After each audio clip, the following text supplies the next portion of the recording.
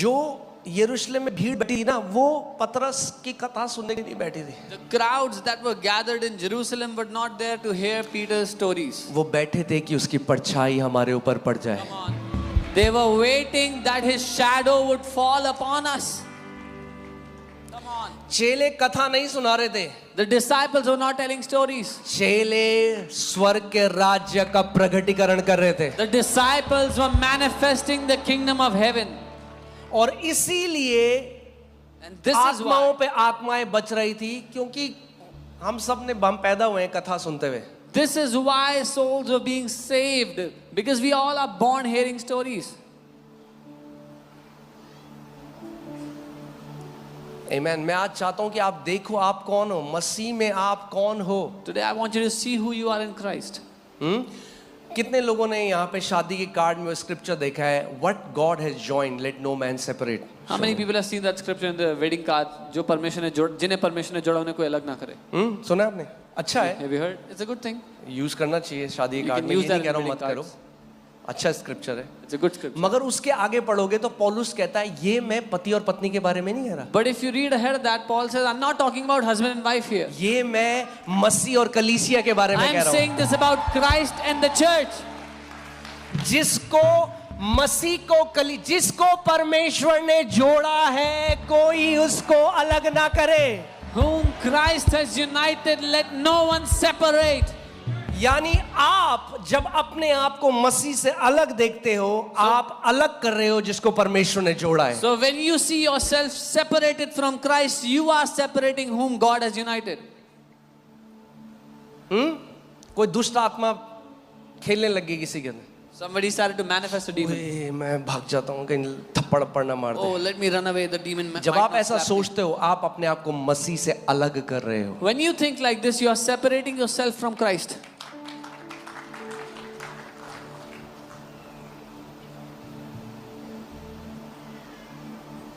Whom God has joined, let no man separate. जिसे परमेश्वर ने जोड़ा उसे कोई मनुष्य अलग ना करे. प्रभु अगर तू ना चाहे तो मैं भी नहीं जाऊंगा. Lord, if you will not go, I will not go. हैं? What? अरे जिसको परमेश्वर ने जोड़ा है उसको मनुष्य अलग ना करे. Whom God has united, let no one separate.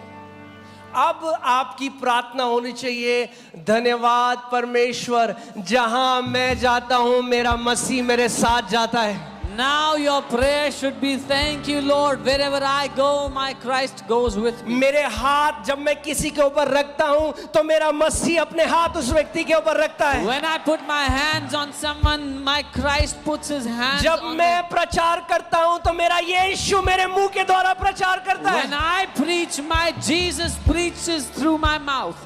क्योंकि मैं और मसीह अब एक हो चुके हैं. Because me and Christ are now one.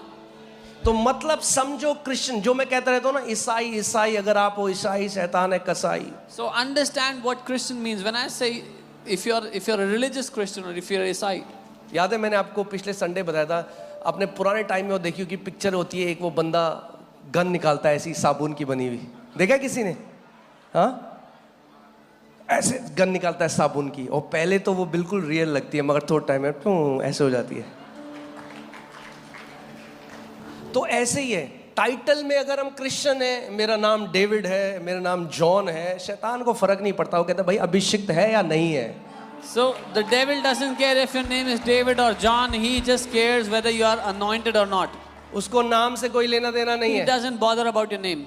Amen. तो आज जो आप आए हो, So when you've come today, अभिषेक से भर के जा रहे हो यीशु के नाम में. you are going back filled with his anointing in वो Jesus. अभिषेक केवल पास्टरों के लिए, केवल अपोस्टल्स के लिए, केवल प्रॉफिट्स के लिए नहीं, मसीह के हर एक बेटे और बेटी के लिए अभिषेक है, ताकि आप महान कार्य कर सको. This anointing is not just for pastors, apostles or prophets. This is for every son and daughter of God, so you can do mighty wonders in Jesus name. Amen. आप सब के लिए है. It's for all of you. Okay, Psalm 2:2 लगाया आपने? लगा दीजिए जल्दी से. मैं आपको आज कुछ दिखाना चाहता हूँ और तब मैं आपको समझाऊंगा क्यों ये चीज़ें हो रही हैं जो हो रही हैं, तब आपको समझ में आएगा ये चीज़ें क्यों हो रही हैं जो हो रही हैं अभी यूट्यूब में, ये सारी चीज़ें क्यों हो रही हैं। And then I will tell you why all this is happening on YouTube. यहोवा के और उसके अभिषिक्त के विरुद्ध पृथ्वी के राजा मिलकर और हाकिम आपस में सम्मति करके कहते हैं, The kings of the earth set themselves and the rulers take counsel together against the Lord and against his anointed, saying, hear this, सुनिए, Satan is against God and his anointed. शैतान परमेश्वर के विरुद्ध है और परमेश्वर के अभिषिक्तों के विरुद्ध है। He's not against Christians. वो ईसाइयों के विरुद्ध नहीं है। समझ रहे हैं आप? उसको फर्क नहीं पड़ता. He doesn't bother. He's against the anointed. वो अभिषिक्तों के विरुद्ध है। क्योंकि अभिषिक्त उसके किंगडम को फाड़ रहे हैं. Because the anointed are tearing apart the devil's kingdom. हाँ, अब लड़ाई चल रही है और एक पोस्ट से लगातार बॉम्ब आ रहे हैं और उनका उड़ रहा है, तो वो कहेंगे भैया सबसे पहले इसके ऊपर अटैक करो. A war is going on and from one post heavy artillery is being drawn and they are destroying this army, so they will say first get rid of that. So can you put in Greek? ये जो शब्द anointed है, ये शब्द आता है Creo से. आप देखो क्रियो, ये जो शब्द है इसका मतलब जैसे आप किसी के ऊपर तेल उंडेल के मल दो तेल पूरी शरीर में. That is the word which means anointed. यानी जब परमेश्वर अपनी आत्मा से आपको पोत देता है हर जगह से. Okay So the word anointed comes from the word kreo, which is as if when the Lord smears you everywhere with his spirit. अगर किसी ने तेल लगा दिया अपने पूरे शरीर में If someone puts oil on their entire body और आप किसी से हाथ मिलाओ and you shake तो your उसके hand, हाथ में भी तेल आ जाएगा. their hand उसके will get कपड़ों में तेल होगा. oil, तेल their बह clothes रहा will have है. oil, the oil ऐसे ही is flowing from it. परमेश्वर, तेल एक प्रोफेटिक साइन है पवित्र आत्मा का.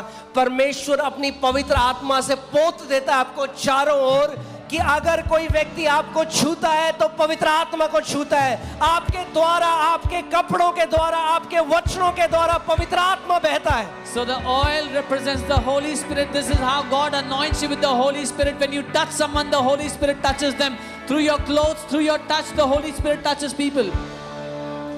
ओके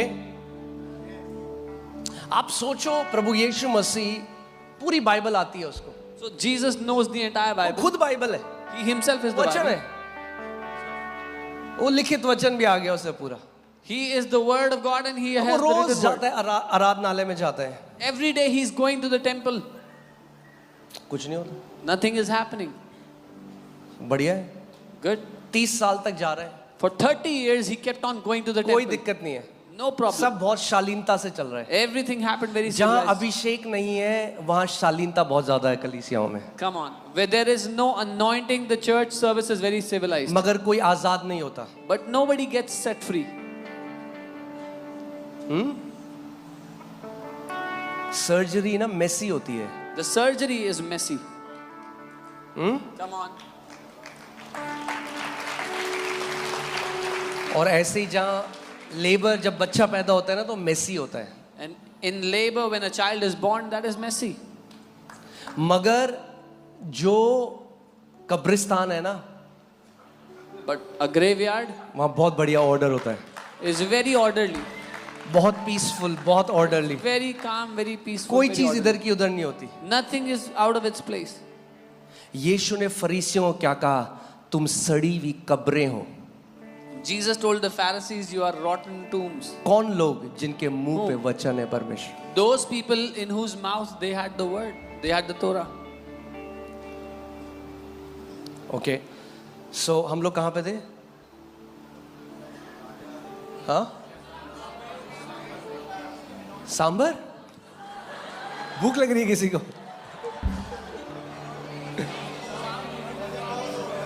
अच्छा ठीक है, ठीक है, ठीक है. वो तो समझ में तो मुझे कुछ नहीं आया, बट ठीक है.